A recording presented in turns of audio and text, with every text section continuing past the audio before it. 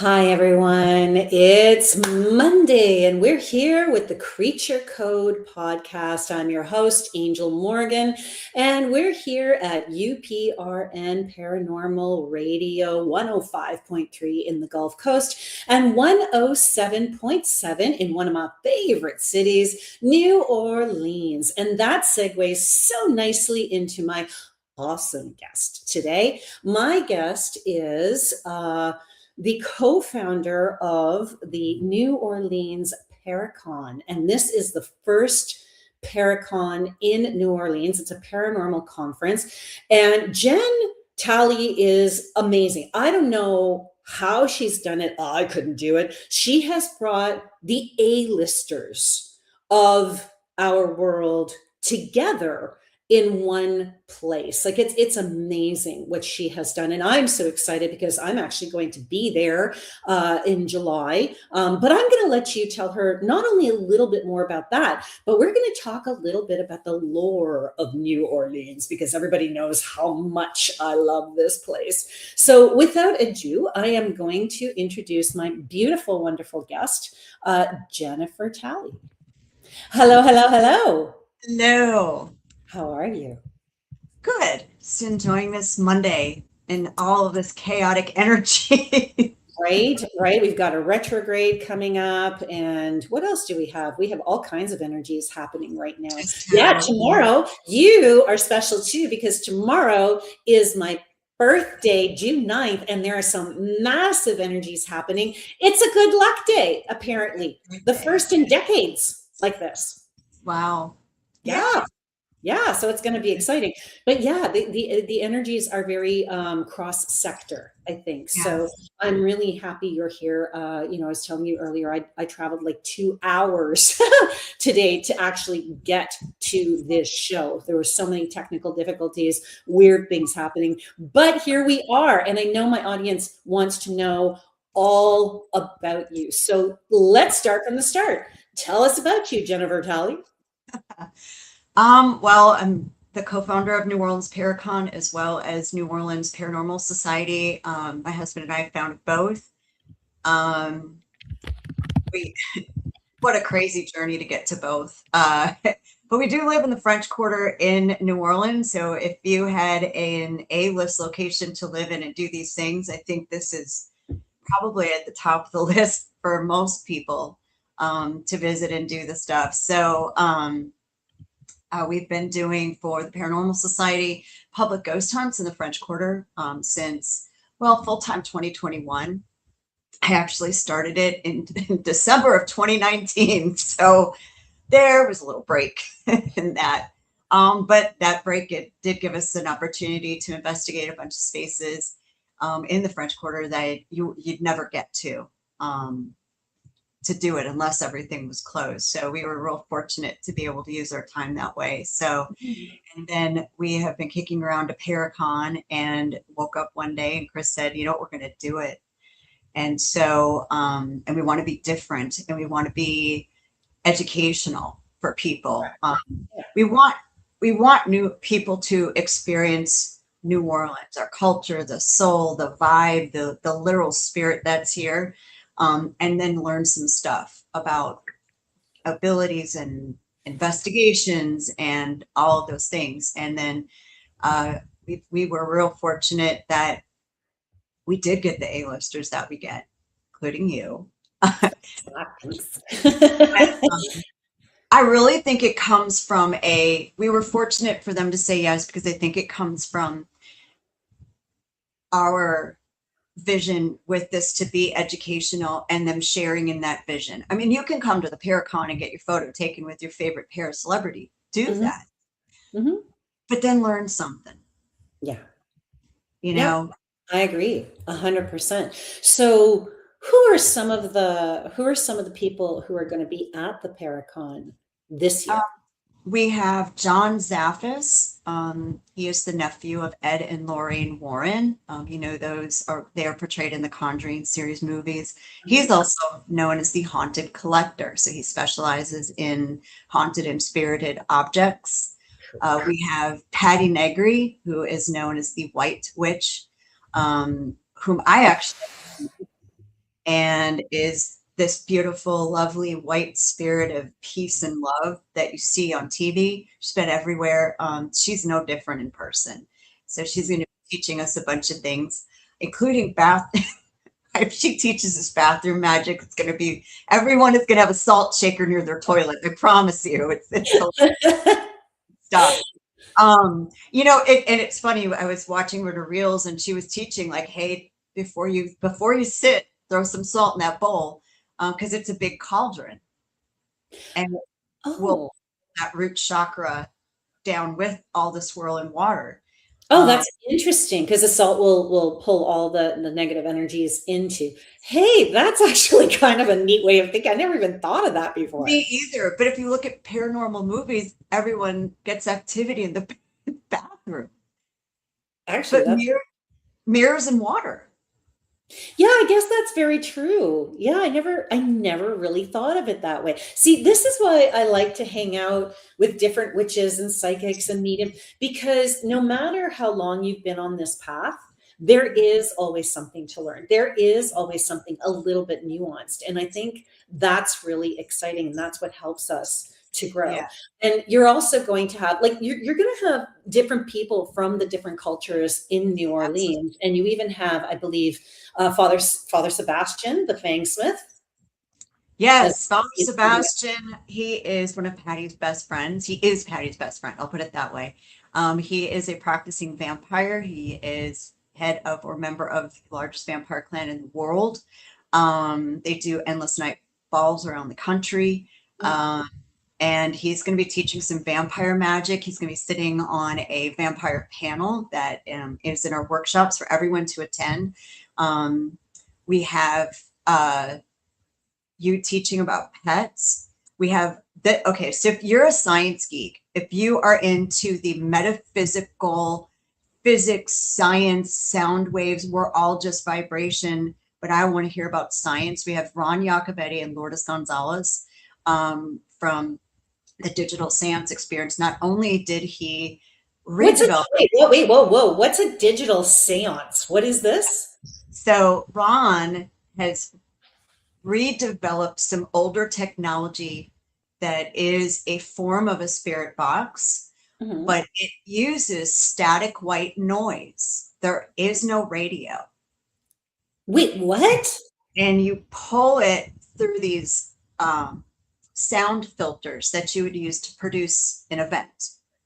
Looking for voices, removing the white noise. Look for a voice, remove the white noise. And it's layer upon layer of it.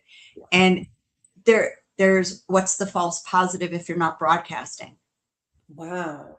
And he gets these clear responses. Wow. They're having it look for in different frequencies to see where that voice communication is with the live voices. So if you want to hear the metaphysical part of that, and this guy is a genius. Those two are so smart, and what they've developed is so interesting. So for anyone who is really, really science, those are the people you're going to want to sit with.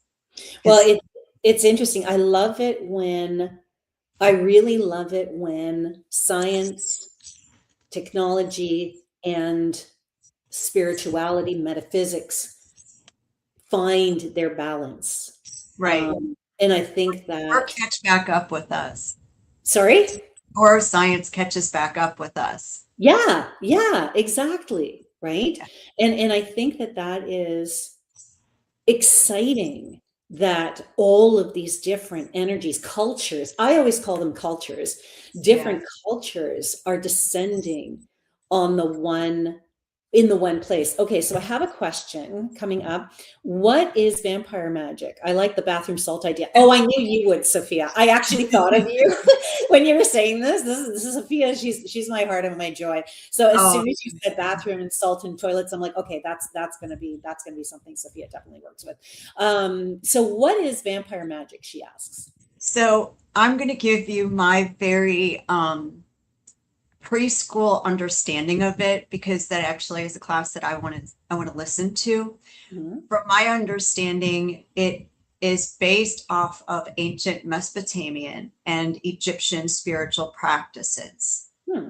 That's its roots. What I've read about it, the Egyptian god Set is a part of it. A ritual of drinking the elixir of life Mhm. out of a cup, which Catholics, you did that too. Um, that's where sometimes the blood drinking, because some do consume blood. But if you think about it, blood is our life, Mhm. right? Yeah. Um, all that is consensual, maybe not very historically consensual, but is consensual. It's not a thing. But it's, and I've heard Patty Negri talk about it. She said it's beautiful, and she studies it as well. Because just because we don't practice things doesn't mean we shouldn't learn them. Yeah, Um, and it's interesting because again, that comes down to judgment, right? It comes down to just because you don't know it doesn't mean you get to look at it sideways. right. Being open to everything will show you the beauty in any religion, any culture, any form of invocation, practice, or worship. And it's interesting. I was talking to a friend of mine who I hope can come next year. My friend Irena. She's been with me since almost the beginning of my psychic journey, I guess. And you're going to have to tell us about that. And even my witch roots, which my husband hates me talking about because I am Catholic, but I think you can be all things. Sure. But in learning practices and daily things and magical things, um, she's just made me feel it's kind of okay to grab from different places and make this your own. Well, Um, I mean, I'm an eclectic witch, right? And then I was outed last year by Sahas Chopra on his show. And, I truly believe that if a god comes to you, if a deity comes to you, if a spirit comes to you from different cultures and they're willing to work with you and are of the light, and some practices are of the darkness, who are you to say no? And who is a human to turn around and say don't?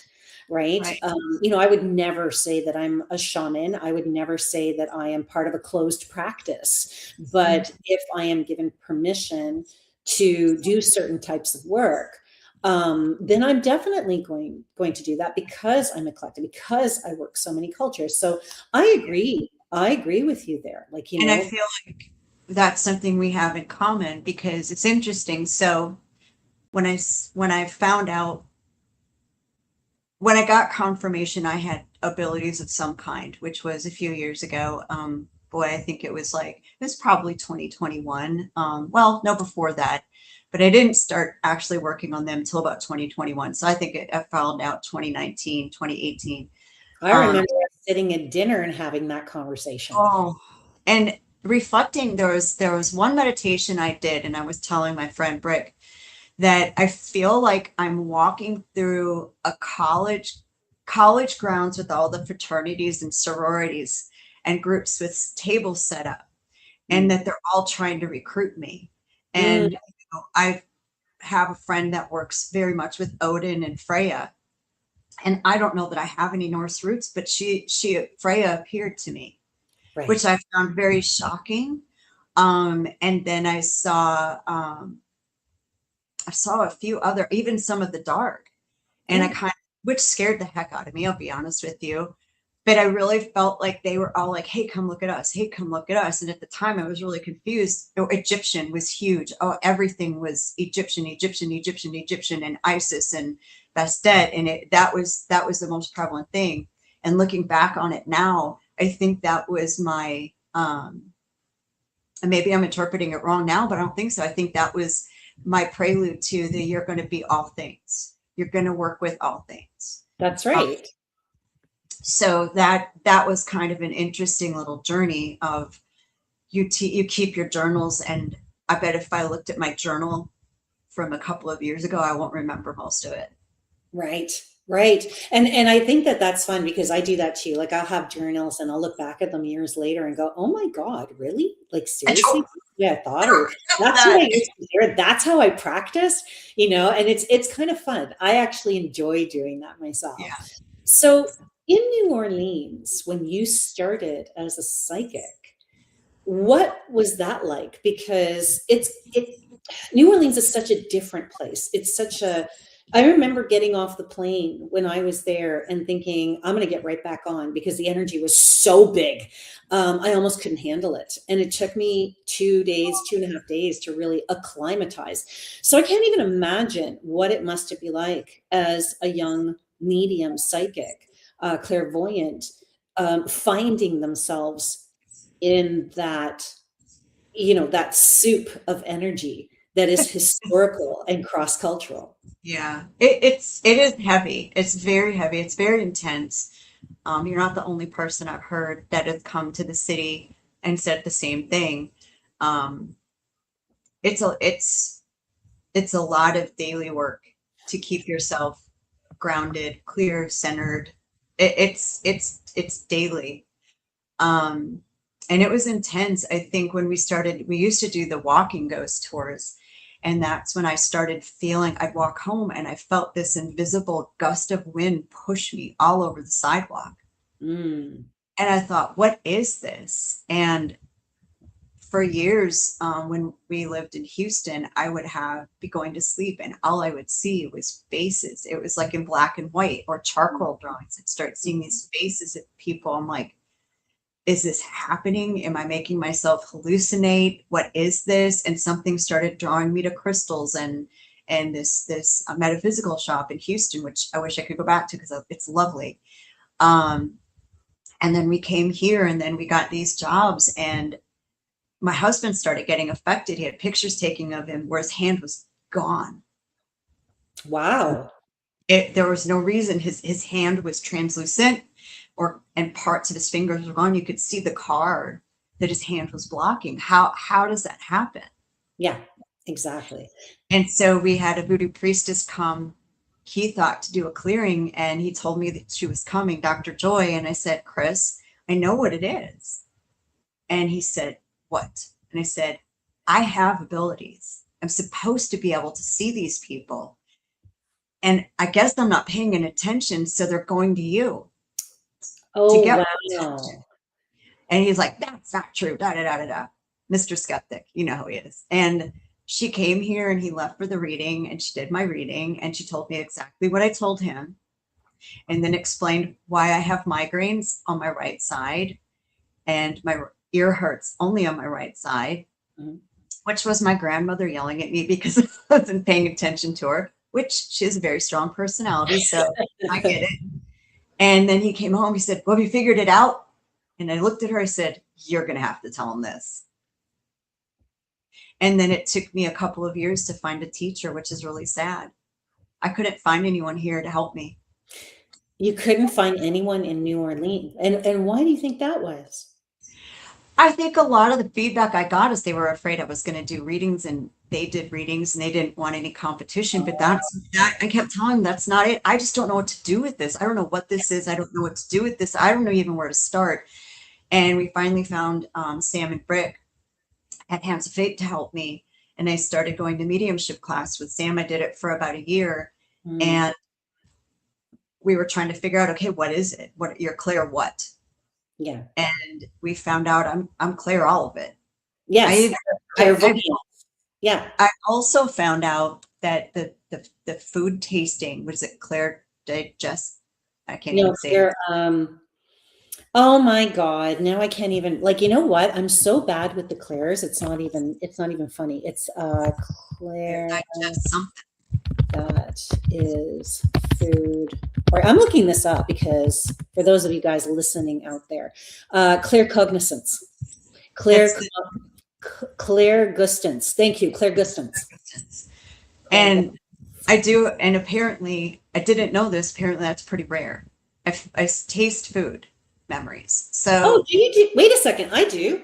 I can actually taste, like Aunt Betty's cherry yeah, pie, and that's too. a rare thing. I thought everybody could do that. I thought all clairvoyants could do that. Nope, Look at apparently not. us go. On, there you go. We're And rare. then I started being able to notice that I was connecting with living people. I started trying to do what I thought was astral projection, and it's really more remote viewing. And then it's just, I've done psychometry. Yeah. Uh, it's, and this is all stuff. that he had us practice. He'd have us bring objects. He'd put them in bags. You weren't allowed to squish the bags or envelope. You just had to hold it. You picked a bag, you held it. Could not hold the object. You just held the bag. Just the bag. Yeah. And I'm like, I can't do this. There's and I got it right every time. And Of course you did. I floored myself. I'm like, what the heck? You know, And then, that's one of the things that I teach is the whole concept of it's not our abilities that we're trying to hone, it's our confidence in those abilities. yeah, and communication, because you're asking the spirits around you, what is this? Show me what is this. So I guess it's a communication thing too. For And sure. then what started happening was animals. Mm. Then animals started happening. And then Mhm. I met you and I thought, you know what? That's where I want to go, because what a great gift to be able to help those who don't speak English in life. Right. You know what I mean? What a great gift to help people who don't know how to communicate with their pets, or help the pet communicate to their owner about Yeah, different.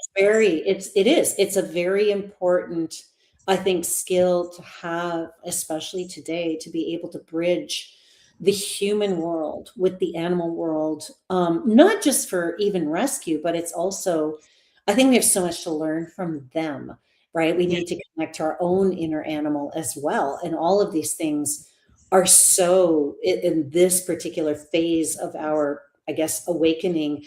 I think that's what we're looking for, is to reconnect to nature. And that's the fastest way to do it as far as I'm concerned. yeah. And it's interesting how they communicate differently. Um, Hmm. Pictures, some say words, Hmm. some give you human words like thin blood. I mean, what is that? Yeah, that's right. And you have a lot of healer in you as well, right? So a lot of the things that you're going to pick up are going to be medical. So even though we're not vets and we don't diagnose, we can still guide. And Yeah. that's a really helpful thing, because I don't know how many people I've said, hey, listen, maybe you want to talk to your vet about X, Y, and Z, Well, right? what's funny is the thin blood was a vet's dog. Oh, really? Tell me that story. So she's a veterinary surgeon here in New Orleans. She's done surgery on my dog a couple times. He had his knees replaced, Mm. and a friend and neighbor. So we were at her house for Mardi Gras. I think it was Fat Tuesday. I think it was.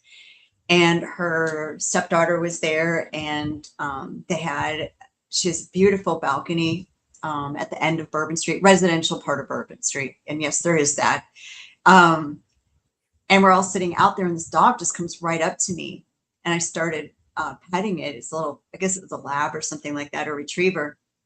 And I'm like, "Oh, I'm sorry, honey. Your front paws hurt too." That's what I. She's like, "Oh, my front paws hurt." And I said, "Okay." So I was massaging, and I said, "Oh, it's because your back ones hurt too. So you're overcompensating." And Right. his owner was there. Her owner was there, and I said, "She said, yeah." I said, "Her paws hurt." She's like, "Yeah, she has bad back legs." And I said, "Her front hurts too, because she's overcompensating." Yeah. Because I was rubbing her front legs, and she was just melting. And she looked up at me, and she showed me this white dog, and she said thin blood. And I knew there were dogs downstairs I hadn't seen. And I asked the girl, I said, where are the other dogs? And she said, why? And I said, because your dog just said that there's a white dog downstairs that has thin blood. Hmm. And so she took me downstairs, and and she thought it was her dachshund. I'm like, no, it's not a dachshund. And she showed me, and it was one of the other dogs there. And I said, that's the one. She's telling me that's it. And she was supposed to have blood work in May. I haven't heard, so I don't know. But I told the vet, I told the girl, my friend, I said, this is what happened. But that's a huge thing, right? Is the fact that you had the courage enough to speak that truth. Because, that's again something I teach is listen, dismiss nothing, and act on it. And that's a really big step for a lot of people to take. And I think that's what makes you and I different from most people, is the fact that we have the courage to say, this is what we're getting, right? Yeah. And every day our confidence grows in that, especially over time. So do you find in New Orleans that your ability to animal communicate or to be a medium or what have you also connects you to other things. Because I know you and I, and I've heard you talk about this on podcasts as well. You actually did like a huge segment on one podcast. Yes, I'm a fan of yours. And you were talking about the Rougarou, right? So when you have otherworld creatures that are teeming in New Orleans, do you feel them as well? We're nowhere near where Rougarou would be. And I'd love to go to the Rougarou Festival just to see if I feel it.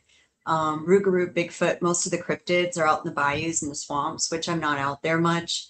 What are Um, Rougarous for those who don't know and those who are watching and listening? Rougarou is more like a werewolf. Yeah. Yeah. So that's the bayou, Cajun French, um, Acadian version of Version of the werewolf. Okay, okay. Because I heard one friend of mine telling a story at an event, and he was saying that there was something that was under the house, and and he really swore that it was regular for different particular reasons, but there were key things about this. And so I wonder sometimes, because you live in that pool of energy, do Mhm. you feel not just the dead or the animals, the common things that mediums will and psychics will feel, but the other things, maybe lower energies or other worlders or that kind of stuff? Because I know for myself, one night, I don't know where Chris. Oh, I know where we were doing. Chris walked me home from your event, your tour. If you guys are ever in New Orleans, I know there are a lot of people who listen to this from that area, from Louisiana, from the surrounding areas. New Orleans Paranormal Society holds a walking tour that is unlike any walking tour you have ever been to. Like, this is like creepy beyond creepy. And it's so magical how I actually know that, because I was staying at what's the hotel's name? The Andrew Jackson? Yeah. Yeah, the Yeah. Andrew For Jackson. tonight. I was supposed to be with someone on that trip, and that someone didn't show up. So it was like, okay, you know what? I'm going to turn this into a work thing. And the concierge there, Stephen, who is still a friend of mine, he do you know Stephen? Of course you know Stephen. Yeah, Yeah, yeah, yeah. yeah. So he introduced me to you guys as well as so many other people when I was there. It was not the trip I was expecting.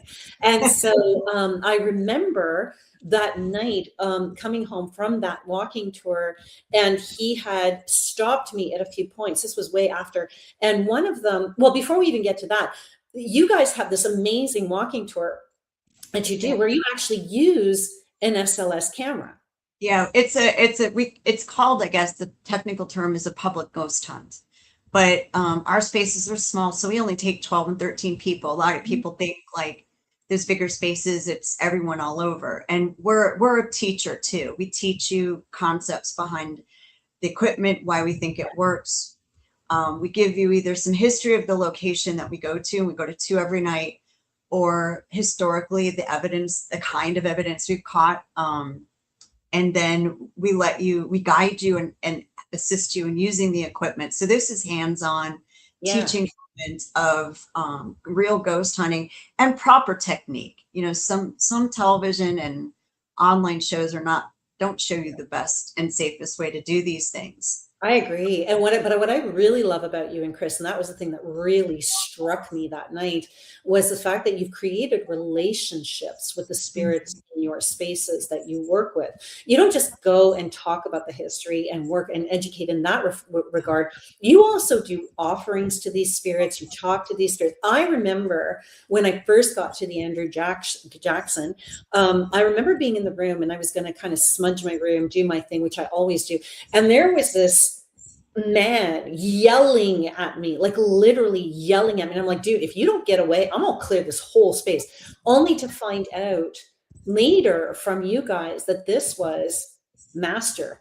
And I thought, oh, good thing that I didn't do anything. Like, you know what I mean? And so, and then recently, I think it was just like 2 or 3 days ago, I caught a little bit of a radio show that you were on. No, it was your post. It was the post that you posted just recently, and you described him, and I never actually heard a description of him, and it was the man who was yelling in my face. I Yeah. remember. So you've created these amazing relationships, so it's not just an educational thing. They get to actually experience Yeah.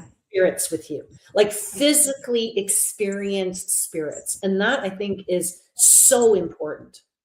And we do try to help them. You know, we don't expect them to perform for us. The Yeah. Andrew Jackson, when you were there, Paul was still there. He was a spirit we found over COVID Mm.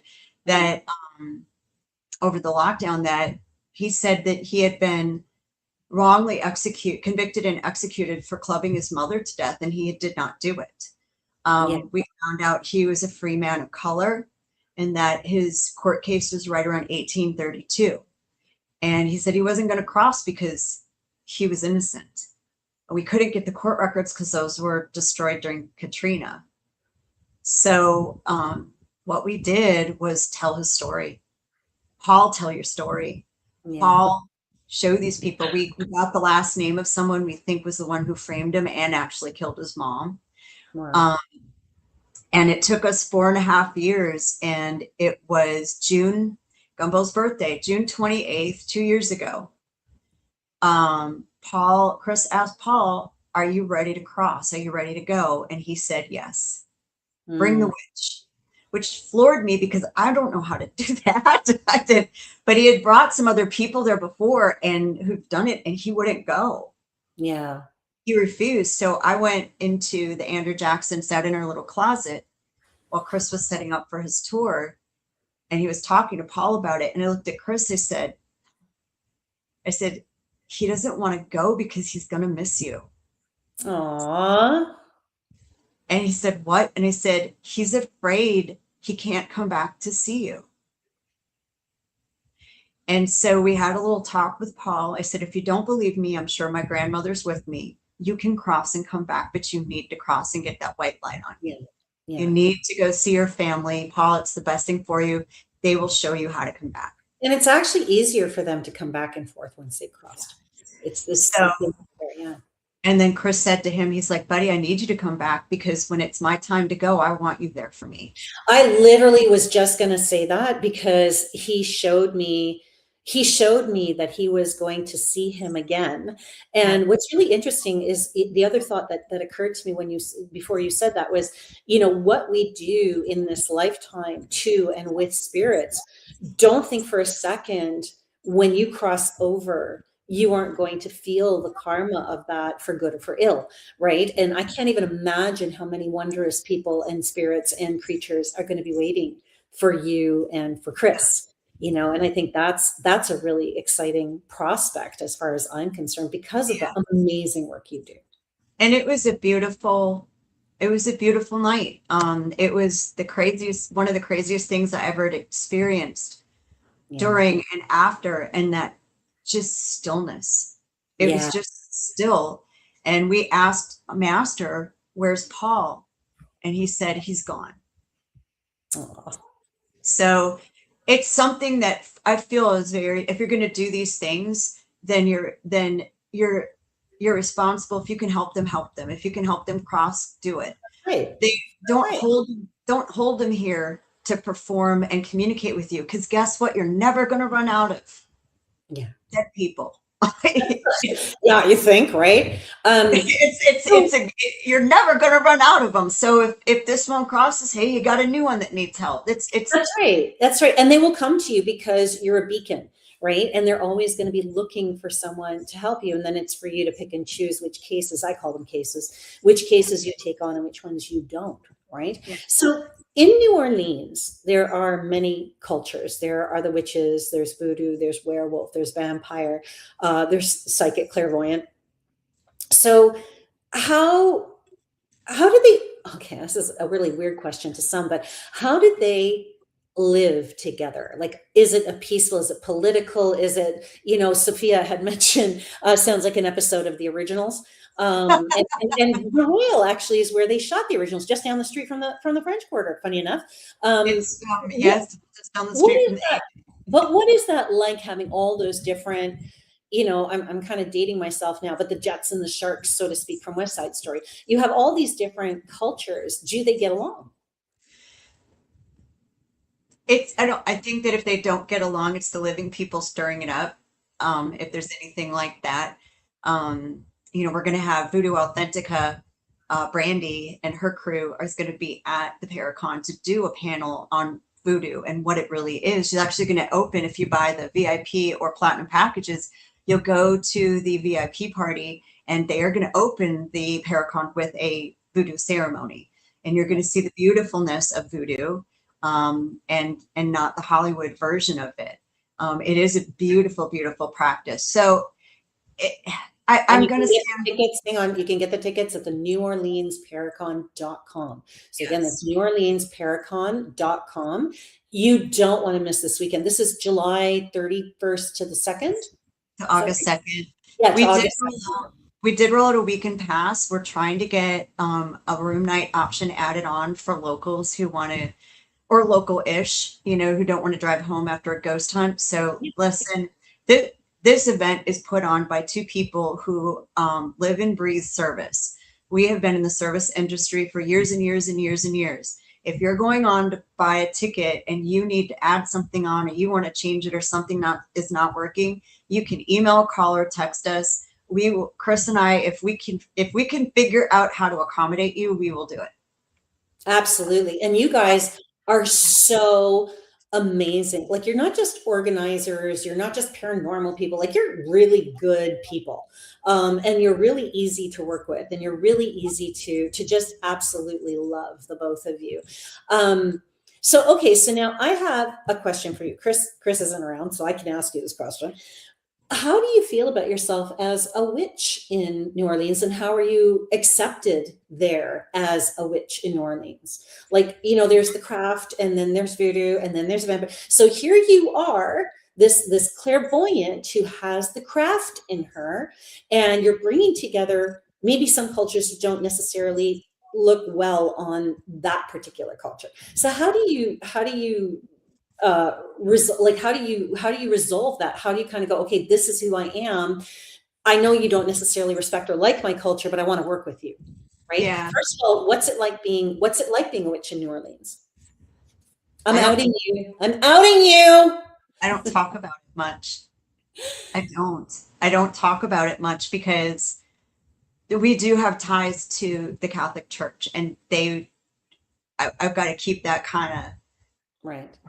But so they accept discernment instead of witch. Does that make sense? Okay, that's good. Okay, so that's how you navigate Yeah. is that word. You're changing the word. And I love that, because so what? You call yourself a witch, you call it discernment, you call it feng shui, you call it this, you call it that. Does it really matter? No, it doesn't. But it matters to them. And if that's what it takes to not give them heartburn, and I can still do what I need to do, that's fine.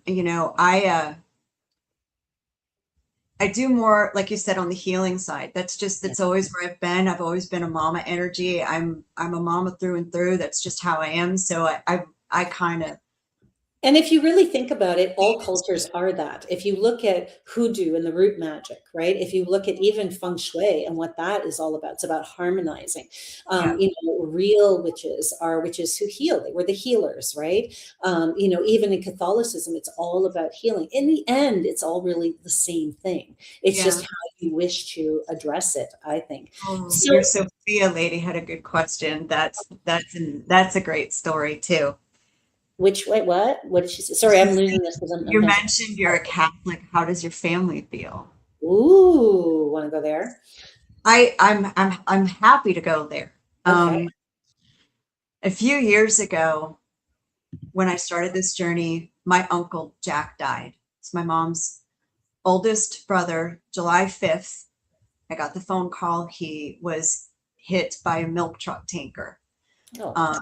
He was 80 plus, healthy as an 80-something-year-old could be. One of my favorite uncles, and it was a tragedy. And I did some work here, and 2 days after he passed, I'm getting the plane tickets together, and I got over some of our spirit box communicator, and I said, Uncle Jack, are you here?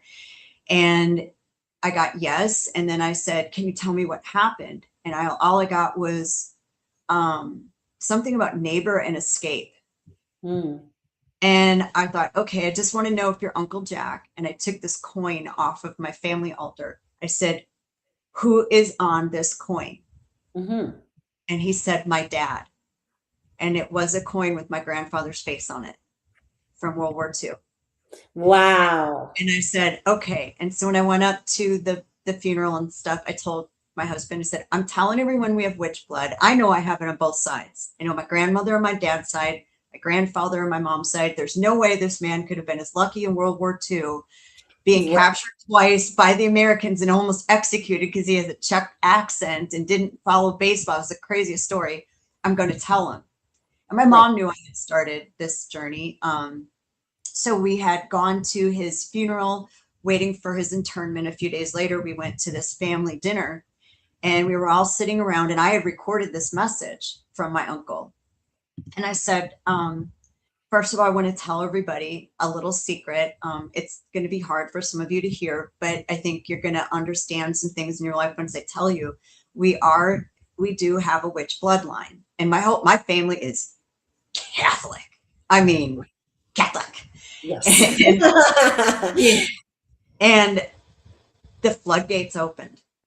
Wow.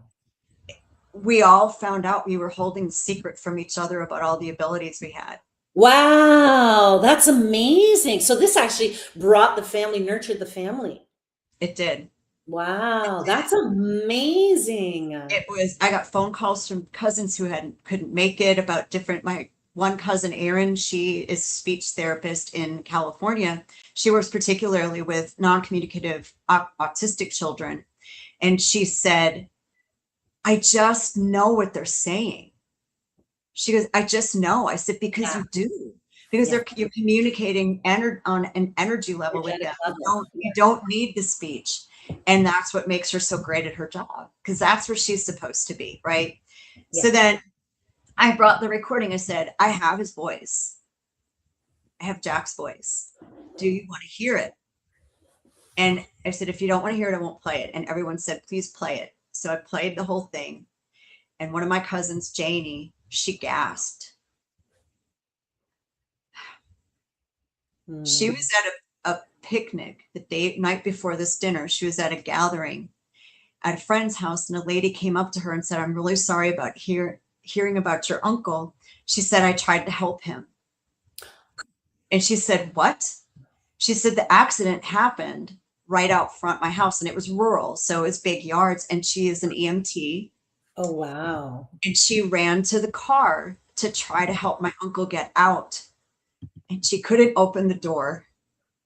So she climbed in the back seat and held his hand and sat with him until he passed. Oh, wow. So this was his message to thank her.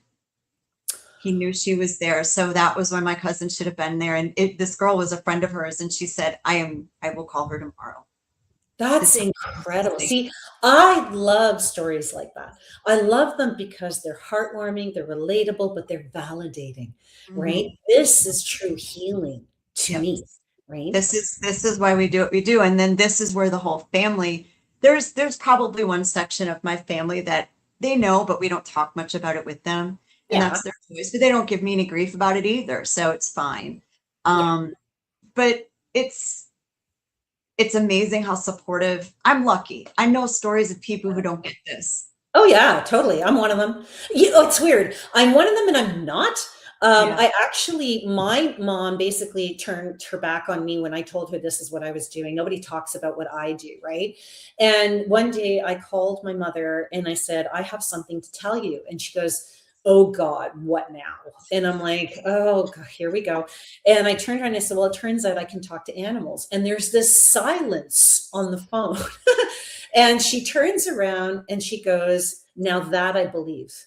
And I'm like, what? And I remember almost falling off my chair. So it's interesting what people are able to comprehend, what people are able to support and not support. You are really lucky because you have this whole family. And then I found out later on, years later, that my dad's side of the family are all like me. And I'm like, okay, we weren't really allowed to hang out with them. So it just, I understood that, oh, my dad's side of the family, this is where I belong. I never felt like I fit in with my mom's side, although they're beautiful people. I never really felt like I fit in. But these ones, it's just like, oh, hey, Kivinti, how are you? Yeah, I get it. I get that need for support. And that's also what's going to grow you. And you're probably one of not only, I think, the strongest mediums, but you're also one of the strongest paranormal investigative teams I've ever seen. And I think that support system that you have around you, as well as where you are, like right place, right time, right life, really lends to that. Tell me about that. One of my favorite stories, probably not yours, but mine, that is the Chris and Jenn story, is you guys have a house. There's a house, not you have, but there's a house in New Orleans. That's kind of your Amityville house. And yeah, see, I already see the face there. And so there's a story that goes with that to the beginning of your investigations career, does it not? It does. We're going to actually share this, I think, before Father Bob's class. Oh, Father so Bob, you're speaking. You're going to be speaking at we this. are. We're going to, yeah, I'm going to start it off because I feel like you have to, as a paranormal investigator, admit you make mistakes Yeah, and you have to learn from them. And I think with so many eagles in this field, you don't get that a lot. So Father Bob is going to be teaching a class called Art of the Battle. And I think that's where we're going to share. Hey, if you want to know all the dumb stuff we did on yeah, our third investigation, let me tell you the consequences. Because yeah, this was the third investigation. We weren't doing this full time. We just like, hey, friend of ours says this guy is living in this apartment, the building. This apartment was involved. There was a gentleman lived there years and years and years before Katrina, who had killed and dismembered his girlfriend. And no, it is not the most popular story that everyone thinks about in New Orleans. It is not that location. It is not Zach and Addie. It is a different place. I want to say that because Zach and Addie needs to be put to rest. Zach has children that are teenagers. We need to not talk about him anymore. This gentleman strangled his girlfriend with a curling iron cord and dismembered her, stabbed her and dismembered her. And we found out that the girl was still alive at the time. mm, She put her in a trunk and stored her in his crawl space for probably a year or two. And she was found after Katrina. He had moved to another space in New Orleans. But the tenant living in this space have he was being killed like that, and he was losing time and all this other stuff. So we thought, okay, then this lady's spirit who passed, maybe she's here trying to say, help me, help me. right. So we go gung ho into this space, and it's like not far from where we live. And I walk out of the house and I am wearing zero protection, Ouch. nothing. And we walk into the space. The tenant was there, and we started filming and using the SLS camera. And I stood in the place where we knew she was attacked. It's a very small space. And the tenant kept saying, be careful. The spirit likes to jump. He's a jumper. And I'm like, okay. And they did see something appear, which I didn't know. I'm always the one in front of the camera, and they're always looking to see what happens to me. I'm the guinea pig. There's always one. There's one. What we did bring with us, though, is what we call our medicine bag. And there was only one thing in it, and it was a class 2 exorcism relic it was this piece of a stone from a cave in Italy where this St. Michael was said to have appeared and left footprints. And Oh, they wow. take the stones and they put it in this brass case with glass. And so there was one chunk of stone in there. So I went, oh, we're not doing this. So I went and I grabbed it and I put it on top of my head. And I said, you are not allowed to jump me. You're not allowed in me. And as soon as they did it, I found out later on the SLS camera, whatever spirit this was kicking me in the head and the neck. And then it turned into two. It split into twins, and apparently was attacking me. And we asked, I guess, is Polly here, who is the name of the lady that had passed, and we got this guttural growl, and I think we asked something about how she passed, and we heard the guttural voice say, do you want to find out? And that just said, we're not, you could feel that the energy was so ugly, and it felt like this intense electrical shock in there constantly. Your face, every part of you, your face, everywhere. And finally, I looked at Chris. We were there for a couple of hours. I said, I'm done. I got to get out of here. And I walked over to the table in the apartment where our equipment was, and I slouched over, and he said, "What's wrong?" They didn't tell me what was happening to me on the SLS camera. And I said, "I feel like I got the crap kicked out of me." And he said, Wow. "Where?" And I told him where, and he said, "Well, because you did." And we didn't look at the exorcism relic until a couple of days later. I was actually in bed for a little while. I couldn't get out of bed, and we looked at it, and that stone was shattered into three. The glass, Wow. the glass was fine. So it did its job. So, okay, so you had this experience. This didn't scare you away from doing this? Like most people, like, I ain't doing that no more. Mm-mm, mm-mm. I went back again. Of course you did. Of course. I went back You and again. I were the same. We'd be like, bitch, you know, I'm gonna take that. Ooh, excuse me. You know, you're Yeah. not gonna. So I went back again with some friends. And every time Brick would get close to me, my friend Brick, we were looking at a thermal camera. Whatever was affecting me, my middle would turn white, hot. Or I'm sorry, white is white, hot or cold, whatever, white. And then he would step away. He would get back, it would go to normal. He would step away, it would go hot, it would turn white again. And then I felt a very sharp cold sensation in a part of my body only a good gynecologist and your spouse should go. And I said, apparently I said, "Oh, F no." And we're not going to do this. And you saw the images of what was happening to me on the thermal camera. wow. And I wouldn't go back. I said, "I'm done. I'm not going back to this space." Someone with us challenged this thing, and he paid for it with 36 hours. He'll never get back. That's another experience. 36 hours. I don't ever want to experience again. And then we went to, something told me, I went to this church here, and I was looking for St. Michael stuff. And the lady in the church store said, "Do you need to see a priest?" Apparently I looked a wreck. I was not, I didn't realize how bad There's I just looked. something in your eyes telling me you need to see Yeah. a priest. And I said, "I think I do." Yeah. And I sat down with the priest and I said, "You're probably not going to believe me, but I do have video." And I told him what had happened and how one of our people were affected in video of that person. Mhm. And we got that person. Finally, it took us a while to get into that priest. And then I went to our friend's shop after this to get worked on. He's a shamanic remover, Sam. And I'm sitting on a stool in the middle of his shop. And this shop's pretty warded. You know, this Yeah. stuff shouldn't be able to get in there. And on my right arm, I got a welt of a 3rd-degree burn. I still have the scar with Ooh. nothing hot around me. And this was right before he was going to start working on me to clear me off in case I had anything.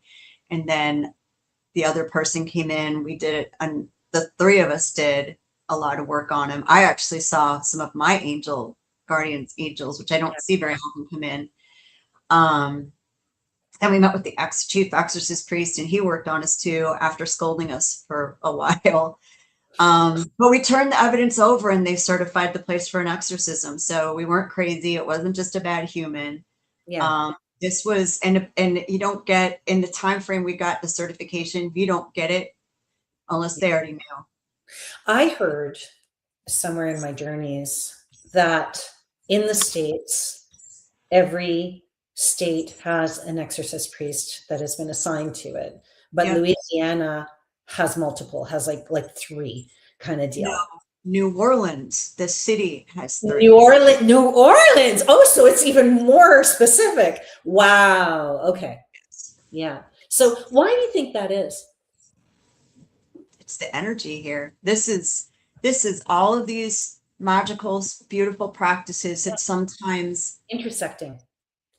yeah, and sometimes people don't use this or have good intentions, and they open up portals and doors they shouldn't. They don't close them.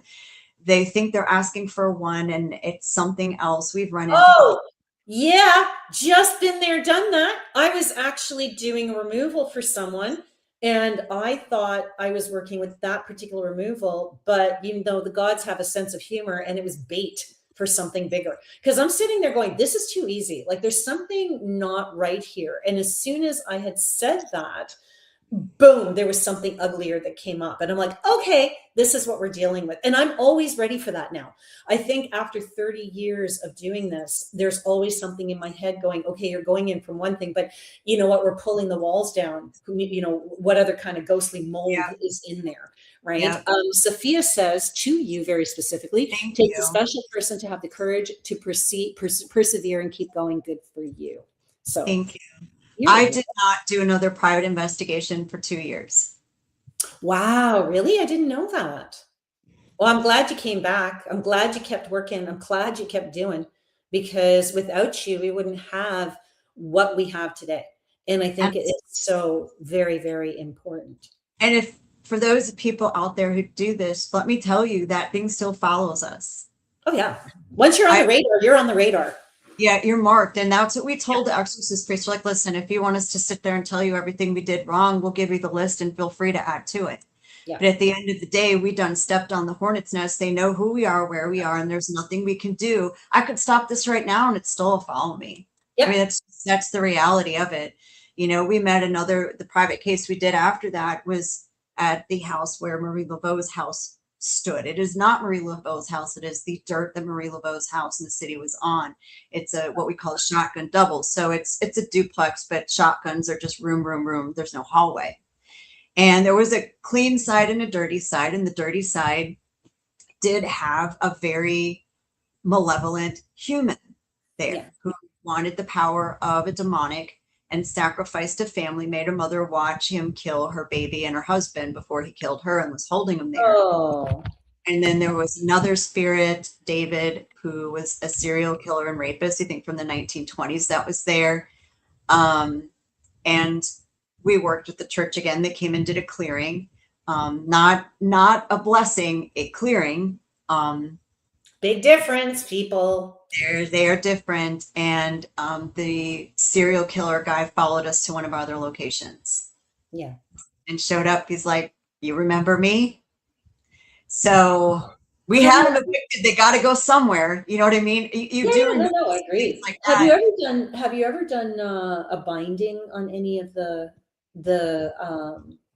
you should talk to maybe Sam, since he does removals. Maybe he does bindings as well, because that might be useful to you on some cases. Because I know I've had some cases. I actually just introduced an object into my home that was not necessarily messing with my dogs, but when I would tap into it, it would mess with my dogs. And so I had to bind it. I will gladly have it in my home, but it has to be done a certain way, right? And it sits in a certain room. So you know, that kind of, that's something I think would be really, really useful for you guys on a paranormal team in case something comes up. And we honestly don't take many private cases anymore. And you got better things to do, like the Paracon. The Paracon. Well, okay, here's the thing. The television has made it seem like paranormal teams are the end all, be all, solve all of the things. And if you look at it, someone going to a doctor because they're sick, right? And they're sick because we'll just say they have bad habits. I have high cholesterol because I eat horribly, right? And then the doctor says, okay, change your diet, take this pill. And then you go back a year later and it's worse. Well, the doctor says, did you change your eating and did you take the pill? And the patient says no. And so the doctor shrugs his shoulder and said, what else do you want me to do about it now? I've told you what to do. And I've kind of taken that approach now. I'm happy to go out and help people, but you're going to have to learn to help yourself. Well, I mean, that's the thing, right? Like, this is what I've always said. We're not here to fix your problems. We're here to guide you, for you to be able to work with you, even with abilities, right? Mm-hmm. People will come to me and go, oh, I want to do this. I want to do that. And like, it's not about you want to do this, you want to do that. Here, I'm going to guide you to your authenticity to help you grow as a human being. This isn't about seeing ghosts. That's just a really cool byproduct, right? Yeah. If you're going to come to me and go, oh, well, you know what? I want to see ghosts the way you do, or I want to do this the way you do. Dude, you're not going to. That is so completely the wrong intention. Yeah. So I mean, I do help people. I'm like, listen, I can't drop everything, get in my car and go. So I'm like, and they're very understanding. I'm like, okay, this is what you have to do. I know you're scared. You're scared you can't see this, or you're scared of this. Here's what I want you to do. Do this, do this, do this. Here, sage, we don't use sage. It is not, those spirits here do not like it. It makes them mad. What do Do you not. guys use for clearing? We use more Palo Santo, Oh, frankincense, white copal, camphor if we really need to get a butt kicking. So we give them a list. We give them things to try. We give them things. What should I say? Well, I can't tell you what to say. You have to say what you believe in, because your faith and comes from belief, you. all of this and all your strength comes from your beliefs. Yeah. Those are the things. Okay, take back your space Yep. very firmly. This is my space. That this.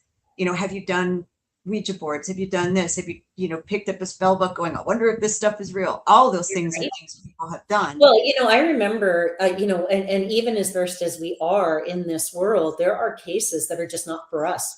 Because I remember this woman coming into the hedge witch where I used to work, and she had this huge, I mean, massive Russian Orthodox priest attached to her. And this guy did not like women. So you're walking into this witch store. The priest walked into the witch store, and it just, we kind of looked at her and went, you're better to go to a church and find an Orthodox priest to help you with this situation, because not only will it be challenging for us, but it's going Mhm. to be painful for you, right? So that's again going back to the Yeah, discernment of, do you take this on? Don't you take that on? yeah, And I think that's important too, because if I'm not going to be able to help you, I should at least have the humility to be able to say that, because that in the end is what it's about, is about yeah. how can I assist?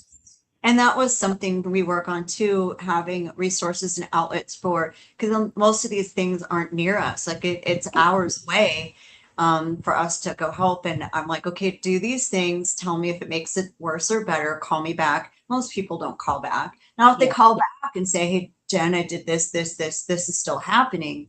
Yeah. Then if there is a resource for someone of faith up there that we can get for them, we have contacts and people that have agreed to help us, help people. Yeah. If you're Catholic, not every Catholic priest is going to help you. I'm sorry. There are specific ones that are more versed or trained or open to these things, and so we try to help find those people or those things for them. And that's it. Like, I mean, even me, if you go to my website, raisingenergy.com, if you go to raisingenergy.com, you'll see on the Our Team section, we have a team of people that we work with. And if there's something I can't do, we have, neuropsychologists, we have, well, Yeah, we had a priest, but we don't anymore. We have a profiler, we have all these different things that we can say, hey, listen, I'm going to give you to this team member, and they will go to them because they trust us. yep. And Right. Dr. Bill Slevin, he's going to be talking at the Paracon too. He's got 30 plus years of investigation, and he talks about his team as well. He's got parapsychologists, psychologists, and all those things. And working on this Paracon is really, for us, branched out our people that we can go to. Donna Strobin, she's known as the paranormal therapist. She's not speaking this year. I hope to have her speaking out next year, but she will be there. She specializes with counseling for people who have experienced paranormal trauma. I mean, how much do we know? Wow, seriously? Yep. Okay, Yep. we got to talk. I want her on the show. That's going to be Yeah, that was she's amazing. Letriana Terry Brown, she is a parapsychologist. So is Bill Slevin. Brandon Cooper, he's a shaman.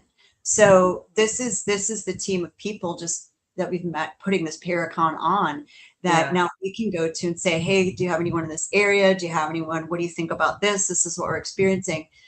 Because it does take a village sometimes. And what? I personally prefer it.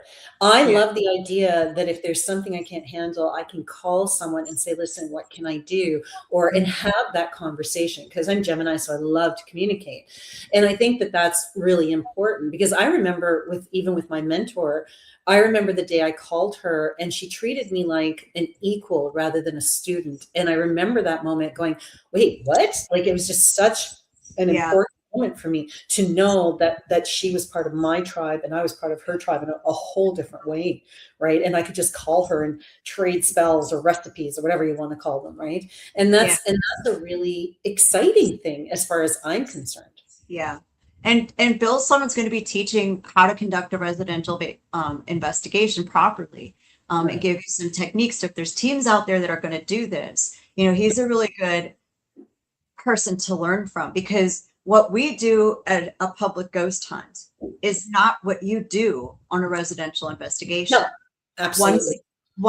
one's a party and one's solving a mystery, right?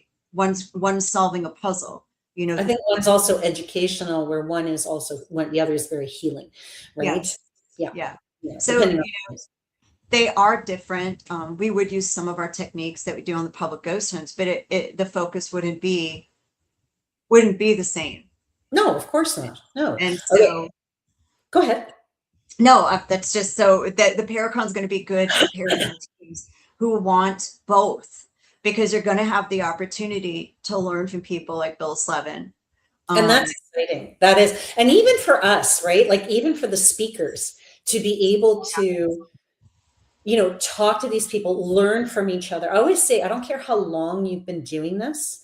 The reality is there's always something to learn, right? yep, Whether it's nuance, whether it's this or that or the others, there's always something. And I personally am excited for a lot of different reasons to be there. One, to see you guys and give you a hug. I can't wait to be around you and Chris. But yeah, I have those people that I really want to connect to and kind of go, I want to learn from you. I want to go deeper, because the deeper we go as paranormal investigators, as psychics, as witches, as energetics, period, end of story. I don't care who's listening out there or who's watching right now. Doesn't matter who you are. The reality is there are lifetimes of things to learn. And my father always used to say, find somebody who knows more than you do, yep, right? And that's how you grow. That's how you become strong. yeah. Right? You know, we've learned ghost hunting. We've got ghost hunting techniques from people on our public hunts who have never ghost hunted a day in their life. Mhm. This guy named Vlad, he's the one who had us start playing music for the spirit. Oh, really? Oh, that is one of my favorite parts of the tour. Yeah, if that all came from Vlad. We set up K2 meters on his table in the voodoo house, and we played some classical music, and the K2 meters would light up in a row, in a sequence, almost like someone was playing the piano, because we would play That's instrumental. Yeah, I remember when I was there and the experiences I had with you guys. And because I am who I am, I could feel it. Like, Yeah, I could it feel switched it. It switched this energy, and it's something we use all the time. And that guy now, you know what? And because of us, he does go out and investigate, because he's still in touch with Chris. And that. That's awesome. that was years and years and years ago, but it was because of him, someone who had never been on a paranormal investigation, that just said, "Hey, I wonder what would happen if we played some music." And we gave it a shot. That's incredible. That's incredible. Okay, before we go, because we're winding down, we still have about 10, 15 minutes. Well, Yeah. about 10 minutes. That's actually a long time on radio and podcast. What is, because there's so many stories, so much lore in Mhm. New Orleans. What is your favorite lore? What is your favorite mythologies in the French Quarter, in the Crescent City? Favorite stories. I mean, I'm Mama Bear, our locations. Um, the Andrew Jackson has been our baby for years and years and years and years and years. That's a great story. Are they great stories when they end in tragedy? I don't know. Well, I Um, mean, okay, for us, yeah, okay, I don't even know how to answer so that. here's one that everyone says, "Oh, I want to go to the most haunted house in New Orleans." Okay, where do you think that is? Oh, the Lalaurie Mansion. No, that's the character played in American Horror Story, portrayed by Kathy Bates.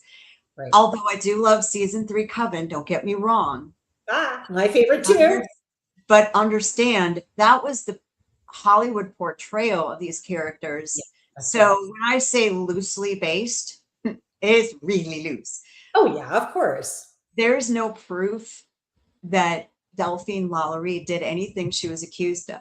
I'm not saying that she didn't have suspicious behavior. because there was, she's the one that they said performed medical experiments on their enslaved people and tortured them in this attic, etc. It did find 5 people in her attic the night of her fire in 1831. By those standards, they were chained to up and emaciated, probably didn't have a restroom up there. But by those standards, it was, sort of abuse, but it was against our code noir, but no one ever enforced it. By today's standards, that's torture and all of the other things that it really is. That really, Yeah, we're looking at it from different eyes. right. That in that era, that's like, oh, they didn't matter. But now, we look back at them like, oh, but they did. So having that kind of energy in that house does sure add to holding the negative in there. Right. They say, oh, you dug up the courtyard and there were bodies found. Okay, but when they dug up that courtyard at that house, we couldn't carbon date anything. I don't think we could even tell gender. And when we were founded in 1699, where that house was, and there was nothing on that dirt till 1831. So think of that time span. Anyone who passed, which they did, we just buried in what was quote unquote the back of where we were living. And that would have been back. So we don't know when and where or who that was. We have no idea. Yeah, and you can't make the assumption that it was, by our standards, criminally or abusively done. Right. You did it because there was no way to tell. Yeah. There are people that have owned the house since have had really poor luck. Nicolas Cage didn't work out well for him. Delphine, before she left in 1831, after that fire, she freed a few of her slaves. Why would she do that? Yeah. Was it to keep their mouths shut about things? We don't know. I was literally going to say that. I mean, there's so many different ways you could go with that particular story, but that's any story of that era, because we don't have documentation or proper documentation or proof or evidence of really anything, especially considering the culture itself was so accepting of things that we would never accept now. Right. And Delphine had a reputation of being a very snobby socialite. She would, if she found out you were coming to one of her parties and had your eye on a dress, she would go buy that dress and then flaunt it and wear it in front of you. So there are a lot of people who probably didn't like it. Yeah, right. They didn't have a lot of nice things to say about it, right? So if you get this snowball of she left after a fire, she left under the cover of darkness, she left in a carriage, she had her plantation house, she had the city house, her daughter sold the houses by proxy after she left, she never came back. You get everyone going to the cabildo where the enslaved individuals that were alive were taken and seeing them under public display. So now you get the fish started out 6 inches long to how many feet now. Everyone wanting the new gossip or making up things or trying to trash her. Didn't they? No. That's it. And the period is teeming with that, not just in the States. I mean, if you go to Europe, right? If you go anywhere in the world, this was very similarly happening to those who are either aristocratic or especially women who didn't have husbands, right? Women who are independently wealthy, women who could take care of themselves were not looked well on. So, yeah, I get that. I totally get that. We had a law in the books that said women could inherit and women could own property. They didn't need a husband because a lot of the dowries, the fathers actually started it. A lot of the dowries were getting wasted by these husbands. And the fathers are like, oh, heck no, my daughter, you're not going to squander my daughter's money. And so they actually sued and got a law in the books that did provide for women to have separate money and property. But that also was an opening of a door to jealousy, right? And to misogyny in the sense of, oh, look at this woman and that's just a horrible, as wonderful as that was for their independence. It was I'm sure it was very challenging for them too. Sure. That Michaela Almonaster Pontabla, who built the Pontabla apartment buildings in Jackson Square, her married, her father-in-law tried to control her and her money, shot her actually. And so she was, she's a definitely a matriarch of the city too, because of her innovation. There's rumors she actually was the architect behind those. We don't really know who it was for sure. but the oldest continuously used mixed use apartments in the country is in Jackson Square. So, all of these, we should just be a strong women of New Orleans because we have so many. But, Delphine, Carolyn Morrow Long, she wrote a book on Delphine Lalaurie and Marie Laveau, and she is a researcher at heart. So if anyone wants to know some truth about Delphine Lalaurie, watch Coven, be entertained, then read Carolyn's book and get the facts.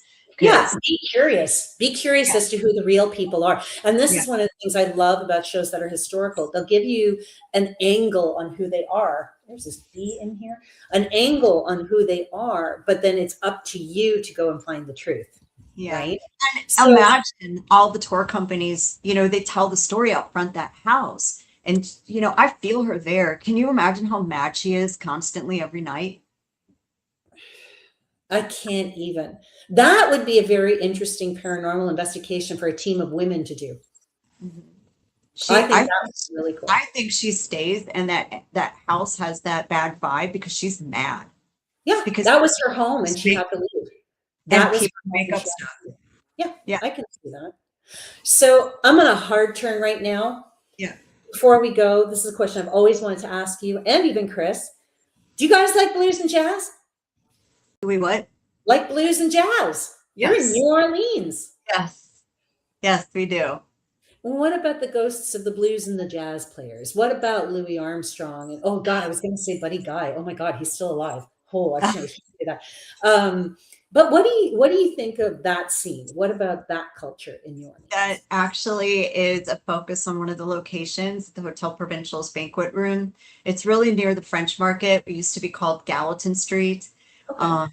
That was jazz clubs, bars, brothels, probably some gambling halls. And so we do actually play some jazz in that location because it's like kitty corner from it. And they come and we have SLS images and video of what looks like them playing instruments. Oh, that's cool. Wait a second. Did you just add this to the tour? Was this part of the tour when I was there? You may not have gone to that location. Yeah. It may not have been open. Cool. I'm going there tonight. We've seen them play what looks like keyboard, drums, stand-up bass.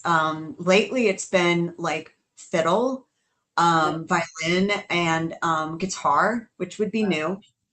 But and we'll play all genres of jazz and blues, and then work into like modern songs like Michael Jackson. And then there's that whole frequency theory of Michael Jackson and why he's so popular with the energies. And look that up online, guys, because it's an interesting theory about him and his music.